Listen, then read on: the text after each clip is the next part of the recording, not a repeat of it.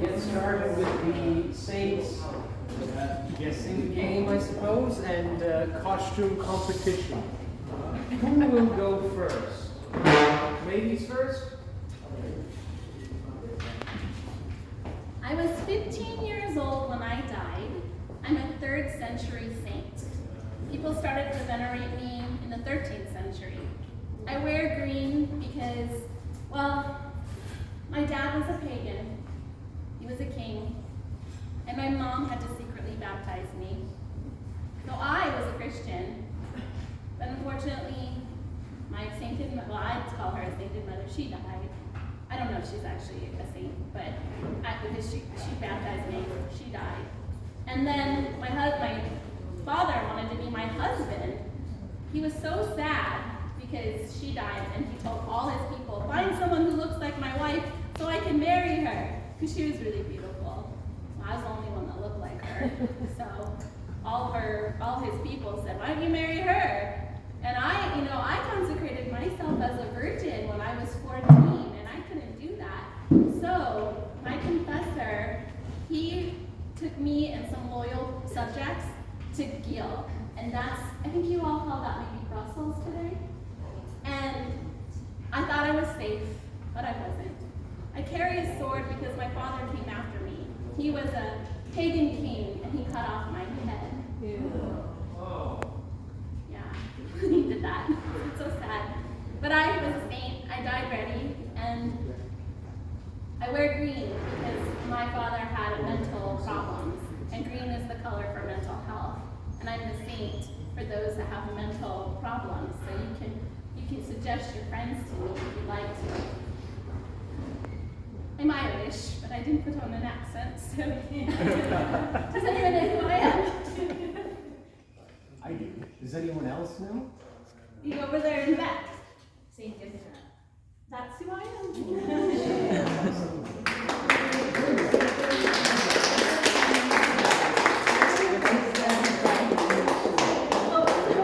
Is that in fact a real sword? It's a broadsword. I don't know. That's what broads carry.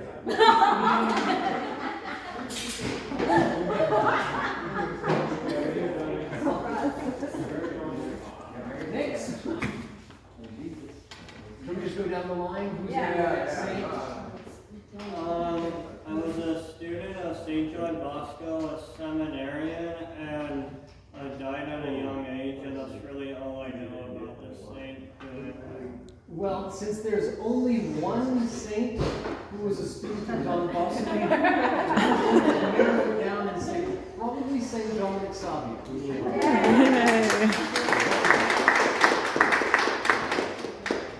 Next, I have to say, for not looking like a costume, that's actually a perfect costume for Dominic Savio. I did it.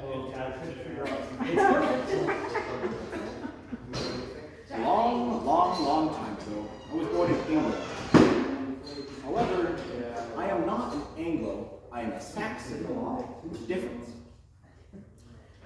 When I was young, my parents and my parish priest and others around me noticed that I have 3 talents. I love to pray, I'm good at speaking, and I'm excellent at chopping down trees. Anyway, I entered the Benedictine monastery, called by God to the religious life. However, I felt an urge to go out and be a light of Christ to the pagan peoples of Germany. And so, after a while, my superior sent me with a couple of companions. And while I was there, I found them converting the pagans from their evil ways, and so the Pope invited me over to Rome and made me a bishop. On my many adventures in Germany, I came across a group of pagans, and they said that they had this tree that was so great and powerful because it was the tree of gold. And they said, well, no one on earth could cut it down. My companions looked at me with like, well, you're a good woodsman, I suppose. And I said, well, yes, I apparently have this axe I can use, so I say, with the power of God, I will cut down this tree. And they said, the pagan said, well, yeah, we'll just watch. You'll never be able to do it. Thor is definitely going to strike with a lightning bolt. the moment you touch it. And so away I went. I chopped down the tree. I didn't chop it down, Lord. I just hit it like a couple times, and then the wind blew, and knocked the whole thing over, and split it into 4 pieces. I was like, whoa, the Lord just didn't cut down the tree, he cut it into lumber too. So I took this great idea, and I built a little oratory. And of course, all the pagans were amazed, and they all baptized them one after another on the spot. And so I converted thousands of people and converted the whole of Germany, and eventually I went into the far northern places where no one's ever touched, and I was walking alone with some other people, and pagans ambushed us, and they killed us. And I was 80 years old at that time, but nevertheless, despite my old age, I gave up my life for Christ. Who am I? I know the same. I know his name starts with a B. Not sure I can remember it. Anybody else? Pope John Paul the Great. St. Boniface. Correct.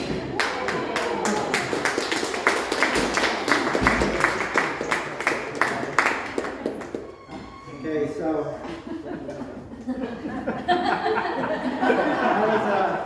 I was born in Turkey back in the 3rd century, which it's Turkey now. Back then it was called Asia Minor.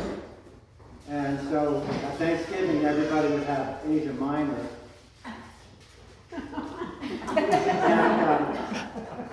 And they didn't call it stuffing. Back then they called it cramping. And so let's see. Oh yes. So I was born in Asia Minor in the 3rd century because it started with a 2. And what happened? Oh yes, my parents died and they were very rich. And so I gave away all my money. I gave it for good causes.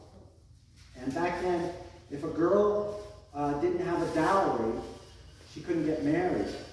And there was a man who had 3 daughters and they didn't have dowries. And you needed a dowry because a man would come home from work, and his wife would burn the dinner, and she would burn the Asia Minor, and then they would say, he would say, why'd you burn dinner? And he'd be so mad, and then he'd go and he'd look at her dowry, and that would make him feel good again. And then on their anniversary, they get together and she'd say, honey, do you love me? And he'd say, you know I love you. And she'd say, what do you love about me? And he'd go, your dowry. So back then, people would have dowries, and these girls couldn't get married because they didn't have a dowry. So the father was going to sell them into prostitution. So I went over there at night.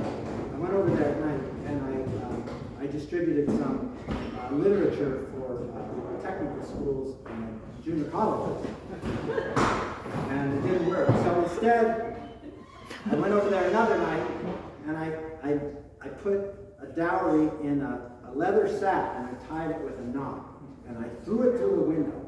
And it hit the girl on the head, and she woke up and she said, and her sister said, what is it? And she said, I don't know, but I think it's a dowry. And then she said, oh, now I can get married. I just need to find a man who likes money. And so I did that with all 3 daughters, and I threw the gold into the window, and all the girls could get married. And then the father, on the 3rd night, the father discovered me throwing the gold in through the window. And he said, have you been doing this all this time? And I said, yes. And he said, that's interesting because I would have had to sell my daughters into prostitution. But instead, you gave me money, so now I can pay people to take my daughters. And I said, yes, that's what I did, but it doesn't sound that good when you explain it.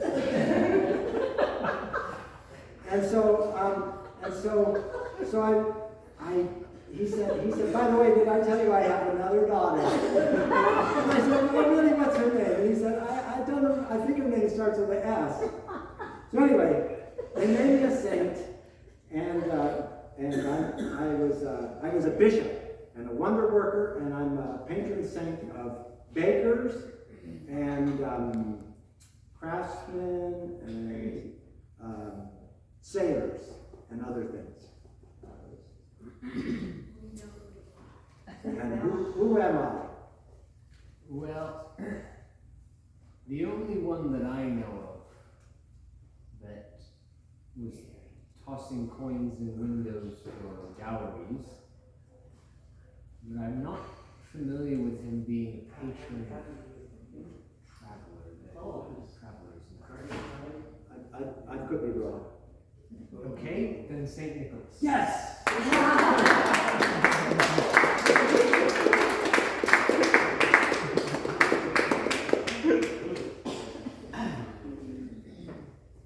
And just so you know, if this is your first time, Henry always wears that. That's why he doesn't like it. If that threw you off a little. To be fair, sorry to cut you off. Go ahead. To be fair, he's probably not that far off for St. Nicholas's habit. That's why I wore it this time. For sure. Because the clerical uniform has changed over the centuries, and I don't really know, I don't know that anybody really knows what it was in the first few centuries, if there was a clerical habit per se. The monastic habit that we are familiar with today dates back to the Middle Ages, to the 11th, 12th century, but some version of that for perhaps a few centuries before that. Perhaps what existed before, probably not that far off. Go ahead. I was born in 1821 during the Joseon dynasty in Korea. I came from a family of 4 generations of Catholics. I was baptized at the age of 15 by the French missionary Father Moran. Catholics in Korea underwent harsh persecution during the Joseon era. I was sent to Macau to study for the priesthood.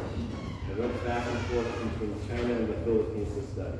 I spoke English, Spanish, French, Mandarin, Tagalog. In 1845, I was ordained to the priesthood and became Korea's first native priest. I returned to Korea, where I went to restore the Catholic Church that had been crushed by the Joseon persecution. I sought to bring more missionary priests to train the Korean Catholics. In 1846, I was found out to be an important leader of the church and was arrested. I was tortured cruelly, but I did not renounce my faith. I was beheaded at the age of 25 on September 16, 1846. My last words were, "This is my last hour of life. Listen to me attentively. If I had held communication with foreigners, it has been for my religion and my God. It is for him that I die. My immortal life is on the point of beginning. Become Christians if you wish to be happy after death, because God has eternal chastisements in store for those who have refused to know him." In 1925, I was beatified by Pope Pius XI, and I was canonized in 1984. Who am I? Pope John Paul II? I have no He's clue. not.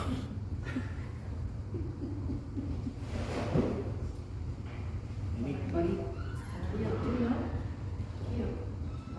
Yeah, what's your last name? Yeah. I don't remember the first name. Yeah. And your king.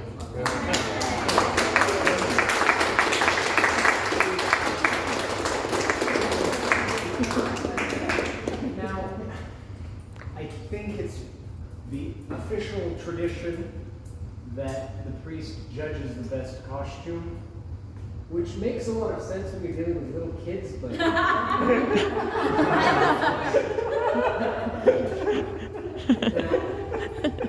realistically speaking, the best costumes, as in most well done and suited for their character, are Dominic Savio's and Andrew Kim's. But since Dominic Savio already admitted that he didn't put much effort into his, I have to say, Father Andrew Kim.